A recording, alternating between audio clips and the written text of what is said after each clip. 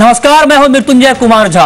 तेल का क्या है खेल और तेल में क्या हो रहा है खेल, इस पर आज है खेल। इस पर आज है जहां पर हम आपको बताएंगे कि आखिर तेल की कीमतों में इतनी भारी गिरावट क्यों आ रही है और क्या आने वाले समय में तेल के दाम और कम होंगे, इसका ओवरऑल मार्केट पे क्या इंपैक्ट होगा, ये आज हम आपको बताने की कोशिश कर रहे हैं। सबसे पहले आपको बताते हैं कि ओपेक की बैठक थी शुक्रवार को, और शुक्रवार की बैठक में ओपेक ने उत्पादन नहीं घटाने का फैसला किया। उसके बाद दुनिया भर में क्रूड की कीमतों में जोरदार गिरावट आई है और अगर देखें तो 60 साल के निचले स्तर पर ब्रेंट क्रूड का भाव पहुंच चुका है। 10 बड़ी वजह हम आपको बता रहे हैं क्रूड की कीमतों में गिरावट की। ग्लोबल स्लोडाउन की वजह से डिमांड सप्लाई से कम है, करीब 20 लाख बैरल ज्यादा सप्लाई है ग्लोबल मार्केट में डिमांड के मुकाबले। नवंबर में ओपेक ने रोजाना 3 crore 18 lakh barrel crude global market में सप्लाई किया है, प्रोडक्शन किया है। अक्टूबर में रोजाना 3 करोड़ 16 लाख बैरल का उत्पादन हुआ था। अगले साल ईरान से भी सप्लाई में तेजी की संभावना जताई जा रही है। तो कुल मिला के जो फंडामेंटल हैं आगे भी गिरावट के हैं।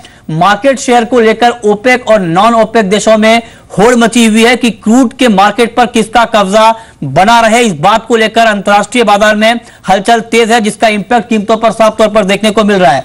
अमेरिका में क्रूड का स्टॉक रिकॉर्ड स्तर पर है और आपको बता दें कि अमेरिका दुनिया का सबसे बड़ा क्रूड कंज्यूमर है और यह भी ग्लोबल मार्केट के लिए एक बड़ी चिंता की बात है। 2016 में $20 तक कच्चे तेल का भाव जा सकता है। यह बात गोल्डमैन सैक्स ने कही है, क्योंकि डिमांड कम है अंतर्राष्ट्रीय बाजार में और सप्लाई ज्यादा है। तो ये कुछ महत्वपूर्ण वजह है जो हमने आपको बताया कि आखिर कीमतों में गिरावट क्यों हो रही है। अब आपको बताते हैं कि तेल के पीछे आखिर क्या खेल हो रहा है। बड़ी राजनीति है अंतर्राष्ट्रीय बाजार में तेल को लेकर, मार्केट शेयर को लेकर ओपेक और नॉन ओपेक देशों में होड़ है कि क्रूड के मार्केट पर किसका कब्जा ज्यादा हो। ओवर सप्लाई के लिए नॉन ओपेक देश जिम्मेदार है, यह कहना है सऊदी अरेबिया का। सऊदी अरब ओपेक का सबसे बड़ा प्रोड्यूसर है। ओपेक की यूएस में शेल ऑयल प्रोडक्शन बंद कराने की मंशा है। ओपेक की यह कोशिश है कि अमेरिका में शेल से जो ऑयल का प्रोडक्शन होता है उसको डिस्करेज किया जाए ताकि मार्केट शेयर बना रहे। यूएस ने ओपेक पर यूएस के लिए मौजूदा दाम पर उत्पादन जारी रखना काफी मुश्किल हो रहा है। जो शेल का उत्पादन है यूएस के लिए काफी महंगा पड़ रहा है। $50 से $60 प्रति बैरल के करीब है यूएस की जो उत्पादन लागत है और भाव इससे नीचे आ चुका है। ऐसे में नुकसान काफी ज्यादा हो रहा है कंपनियों को। यूएस में शेल ऑयल प्रोडक्शन रिकॉर्ड स्तर के करीब पहुंच चुका है। रोजाना जो उत्पादन है यूएस में शेल ऑयल का 52 लाख बैरल है। यह काफी ज्यादा उत्पादन है। ग्लोबल मार्केट में गलत की सबसे बड़ी वजह यही है। सऊदी का उत्पादन लागत $10 प्रति बैरल के करीब है। यही वजह है कि सऊदी अरब सबसे ज्यादा यहां पर एक्टिव है उत्पादन नहीं घटाने को लेकर, और सऊदी अरब को ओपेक के बाकी देश यहां पर फॉलो कर रहे हैं। यूएस में पिछले 5 साल में शेल इंडस्ट्री में रोजगार के मौके बढ़े हैं। यह फेड के लिए भी एक आने वाले समय में सोचने वाली बात होगी। इंटरेस्ट रेट को लेकर यह भी एक महत्वपूर्ण मुद्दा है, क्योंकि शेल इंडस्ट्री में अच्छे खासे रोजगार के मौके क्रिएट हुए हैं पिछले 5 सालों में। अब आप देखिए कि नामेक्स क्रूड में कितनी गिरावट आई है। 2015 में कितना कैसा प्रदर्शन रहा है। जनवरी मार्च में 21%, जुलाई सितंबर में 21% और सितंबर दिसंबर के बीच 18% की गिरावट नामेक्स क्रूड में आई है। तो ये 2015 का आपको परफॉर्मेंस बता रहे हैं। चार्ट के जरिए भी आप देख सकते हैं कि बाजार की क्या हालत है। यहां पर 2550 के भी नीचे एमसीएक्स पर कच्चे तेल का भाव यहां पर लुढ़क चुका है। तो जोरदार गिरावट क्रूड की कीमतों में, और हमने आपको बताया कि इसके पीछे वजह क्या है। क्रूड को लेकर अंतर्राष्ट्रीय बाजार में क्या राजनीति हो रही है। बातचीत करने के लिए हमारे साथ 4 बड़े एक्सपर्ट हैं। हमारे साथ है नवीन माथुर, एंजल कमोडिटी के मुंबई से फोन लाइन पर। हमारे साथ है कमोडिटी मार्केट के बड़े एक्सपर्ट शमिक बोस कोलकाता से। हमारे साथ रवि सिंह है स्टूडियो से, और साथ ही हमारे साथ मुंबई से जुड़े हैं अरविंद प्रसाद। आप चारों मेहमानों का बहुत बहुत स्वागत है कार्यक्रम में। सबसे पहला सवाल यहां पर अरविंद आपसे कि जो क्रूड की कीमतों में इतनी तेज गिरावट आई है, क्या आपको लगता है कि ये गिरावट अभी और गहराने वाली है? देखिए मृत्युंजय जी, जैसे अभी आपने कुछ फंडामेंटल पॉइंट्स बताए और मेरे ख्याल से काफी वैलिड पॉइंट्स है। Basically higher supply with lower demand generally make a commodity much lower prices, और जैसे अभी $37 आ चुका है WTI ऑयल, और हमको लगता है कि शॉर्ट टू मीडियम टर्म में अभी भी बेरिशनेस चालू रहना चाहिए। और नो डाउट अगर $34 भी आता है तो वहां से फ्रेश बाइंग होगा, ऐसा कुछ उम्मीद नहीं है। ठीक है। और शॉर्ट टर्म में डेफिनेटली जैसे हमने बताया $34 आने का उम्मीद कर सकते हैं, लेकिन उसके उसके बाद अगर नेक्स्ट 6 मंथ्स का अगर बात करें तो मेरे ख्याल से ऑयल का जो एवरेजिंग प्राइस होगा करीबन 38 से लेकर $40 के बीच में रहेगा। ठीक है, रह सकता है। उसका मतलब हो गया मार्केट जो है next 6 months overall down side trend पे रहने का उम्मीद कर सकते हैं। ओके, ठीक है। हमारे साथ नवीन माथुर भी हैं एंजल कमोडिटी के। नवीन जी, स्वागत है आपका जी बिजनेस पर। आपका कमेंट क्या होगा? बाजार तेजी से नीचे की ओर जा रहा है, 7 साल के निचले स्तर पर लुढ़क चुका है, फंडामेंटल मार्केट के लिए नोन है, गिरावट के फंडामेंटल हैं, डिमांड कम है, सप्लाई ज्यादा है। ऐसे में अब आपका पर्सनल असेसमेंट क्या कहता है? साल के अंत तक यानी दिसंबर के अंत तक आप क्रूड के मार्केट को कहां देख रहे हैं? मिथुन जी, सबसे पहले तो मैं ये बताना चाहूंगा, जो आपने सारे रीजन बताए, 5-6 रीजन, वो सब वैलिड रीजन हैं। इस साल एक तो डॉलर स्ट्रेंथ और दूसरा मुझे लगता है कि ईरान का जो इफेक्ट है वो प्रेडोमिनेंट रहेगा। अगर न्यूक्लियर सैंक्शंस जो हैं ईरान के वो हटा दिए जाते हैं, और जैसे शायद हटाए जाएंगे इस साल में, तो प्रोडक्शन ईरान में बढ़ सकती है। Iran produces around 2 million barrel per day, तो अगर वो मार्केट में और आता है प्रोडक्शन, तो मेरे ख्याल से मार्केट में दबाव रहेगा। सेकेंडली, करेंसी फैक्टर इंपॉर्टेंट रहेगा क्रूड के लिए, क्योंकि डॉलर स्ट्रेंथ आएगी ही मार्केट में। हो सकता है नीजर्क रिएक्शन थोड़ा वॉलेटाइल रहे, पर over a period of time the dollar will gain strength, and उसकी वजह से जितनी भी डॉलर डिनोमिनेटेड कमोडिटीज हैं इंक्लूडिंग क्रूड ऑयल, उसमें भी नीचे के स्तरों का दबाव रहेगा। तो मुझे लगता है कि crude would consolidate at around $40, WTI would consolidate at around $35 to $36 in times to come, but there can be मतलब कि नीचे की तरफ दबाव आ सकता है, बट स्टेबलाइज जो है वो मार्केट तकरीबन $35 और $40 के आसपास होना चाहिए अगले साल। ठीक है। शमीक बोस, आपका कमेंट क्या होगा? क्योंकि जो यूएस की जो उत्पादन लागत है, शेल ऑयल की उत्पादन लागत से भाव नीचे आ चुका है, प्रोडक्शन कॉस्ट से भाव नीचे आ चुका है, जबकि सऊदी अरब की जो उत्पादन लागत है वो काफी कम है अभी भी मार्केट प्राइस के मुकाबले। ऐसे में ये लड़ाई आपको कहां जाती हुई दिख रही है?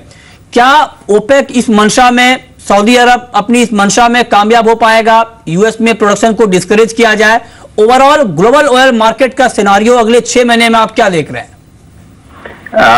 मॉर्निंग मिथुन जी, देखिए आप जो कहा है दैट पर्शियन गल्फ कंट्रीज या ओपेक में जो गल्फ कोऑपरेशन कंट्रीज है, उसका कॉस्ट ऑफ प्रोडक्शन $10 से $20 के बीच में है। They are still making money, but they're not making a lot of money. But really? They also want to push out the American shale oil production from the world trade market. They want it to remain in America. लेकिन $60 या $70 के नीचे American shale oil is not viable. North Sea oil is not viable. Lot of countries offshore oil production is not viable below $70 a barrel. So इसमें जो OPEC में जो middle east producers है, लो cost producers है, they are already winning the battle जी। लेकिन to win the battle they are killing themselves also.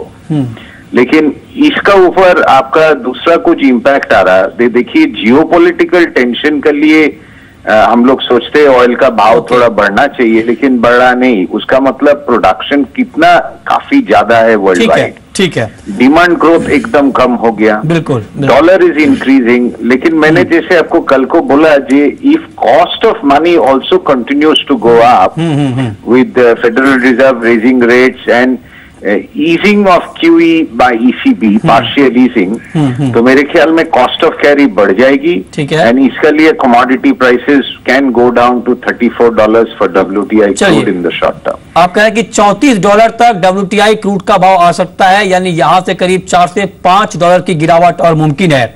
Ravi, लेकिन अगर MCX की बात करें तो 2550 के स्तर को मार्केट ने अब तोड़ दिया है, और जो बात यहां पर हो रही है क्रूड को लेकर, आउटलुक को लेकर, वो गिरावट के हैं। ऐसे में क्या आपको लगता है कि शॉर्ट टर्म में 2400 का स्तर भी क्रूड में मुमकिन है? देखिए, इस समय के जो हालात दिखाई दे रहे हैं और जिस तरीके से आपने फंडामेंटल पॉइंट्स यहाँ पर हाईलाइट किए, उन सबको देखें तो 2400 का भाव तो जरूर आपको देखने को मिल सकता है। और जैसा आपने एक रिपोर्ट दिखाई कि गोल्डमैन सैक्स जो कि $20 की बात कर रहे हैं, अगर $20 का भाव आ जाता है तो सबसे बड़ी क्यूरियोसिटी होगी कि इंडिया में क्या रेट होंगे। आपको उस समय के जो रेट हैं वो 1400 रुपए, यानी कि जो 24-2500 का भाव हम अभी देख रहे हैं, वो अगर करेंसी फिक्स कर दीजिए, यानी कि करेंसी अगर इससे 2-3 रुपए अगर बढ़ भी जाती है तो भी 1400 तक के भाव देखने को मिल सकते हैं। तो ओवरऑल सेंटीमेंट तो यहाँ पर पूरी तरह से डाउन है और सप्लाई को लेकर के जिस तरीके से पॉलिटिक्स हो रही है उस पॉलिटिकल में कहीं ना कहीं से क्रूड ऑयल के प्राइस और नीचे होते हुए नजर आएंगे। ठीक है, आप कह रहे हैं कि दाम यहाँ पर और नीचे जा सकते हैं, लेकिन नवीन माथुर आपसे मेरा अगला सवाल ये होगा, गोल्डमैन ने कहा है कि 2016 में $20 तक कच्चे तेल का भाव जा सकता है, जबकि HSBC का अनुमान है $60। एक बड़ा गैप है दो अनुमान में। आपका अपना व्यू क्या है 2016 के लिए? क्या आप 2016 में क्रूड के मार्केट को और नीचे जाता हुआ देख रहे हैं? मृत्युंजय, हमें दो चीजें ध्यान रखनी पड़ेंगी। एक तो ये जो बहुत स्ट्रॉन्ग मैसेज जाएगा अगर ECB क्वांटिटेटिव ईजिंग करता है और वहां से रिकवरी होती है यूरोजोन में, तो इकोनॉमी अगर स्ट्रांग होगी तो क्रूड की डिमांड बढ़ेगी। ठीक है। At the same time American economy भी, मार्केट्स जो है वहां पे भी इकोनॉमी जो है वो भी प्रोग्रेस कर रही है, इसी वजह से जो इंटरेस्ट रेट्स हैं वो फेड बढ़ाना चाह रहा है। तो ये दो फैक्टर्स जो हैं वो बहुत इंपॉर्टेंट और क्रिटिकल फैक्टर्स होंगे डिमांड की तरफ से अगर इकोनॉमी प्रोग्रेस करती है। मुझे लगता है जो सब जैसे सब बाकी भी लोग कह रहे हैं कि सप्लाई फिर भी ज्यादा रहेगी। Iran factor would be crucial once again in this coming year.